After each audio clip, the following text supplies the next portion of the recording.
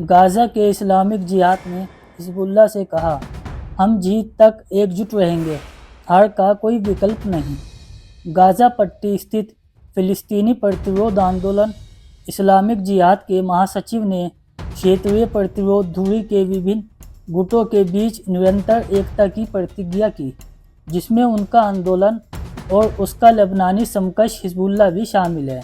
Ziyad नखाला ने बुधवार को लेबनानी प्रतिरोध आंदोलन के नेता शेख नईम कासिम को संबोधित एक संदेश में यह टिप्पणी की। उन्होंने लिखा, हम जीत तक एक मोर्चे और एक प्रतिरोध के रूप में एकजुट रहेंगे। नखाला ने कहा, मैं फ़िलिस्तीन की मुक्ति के मार्ग पर महान शहीद सैयद हसन नसरुल्लाह के अमर शब्दों को दोहराता हूँ, हार का कोई विकल्प नहीं, जीत ही आगे बढ़ने का एकमात्र रास्ता है।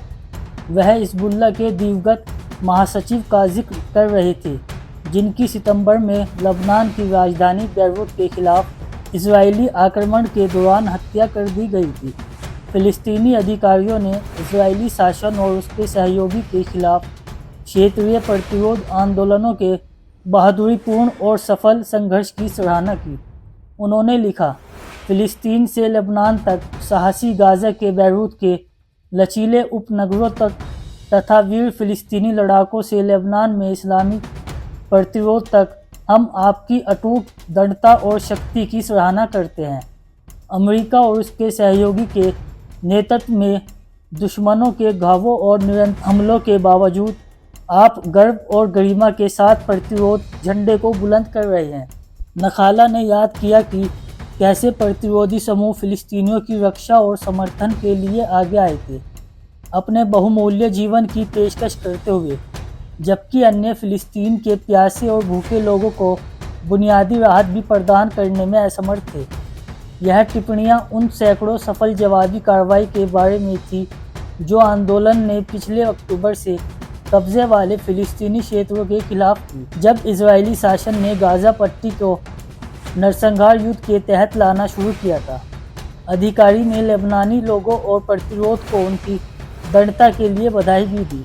यह टिप्पणी इजराइल के प्रधानमंत्री बेंजामिन नेतन्याहू द्वारा यह घोषणा किए जाने के बाद आई कि उन्होंने युद्ध विराम समझौते को स्वीकार कर लिया।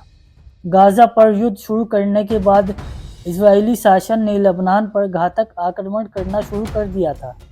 इस आक्रमण में कम से कम 3,768 लोगों की जान चली गई, जिनमें मंगलवार को देश भर में मारे गए 42 लोग शामिल हैं।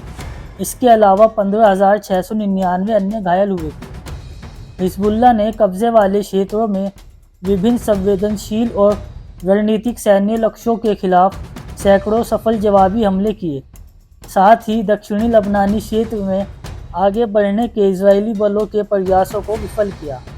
आंदोलन ने हाल ही में घोषणा की थी कि हमलों के दौरान 100 से अधिक इजरायली सैनिक मारे गए तथा 1,000 से अधिक घायल हुए।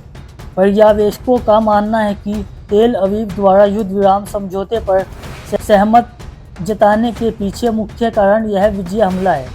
नेतन्याहू को लबनान में युद्ध विराम स्वीकार करने के लिए मजबूर होना पड़ा, क्योंकि कब्जे वाली सरकार की सेनाएं लबनान में एक भी गांव पर कब्जा करने में विफल रही।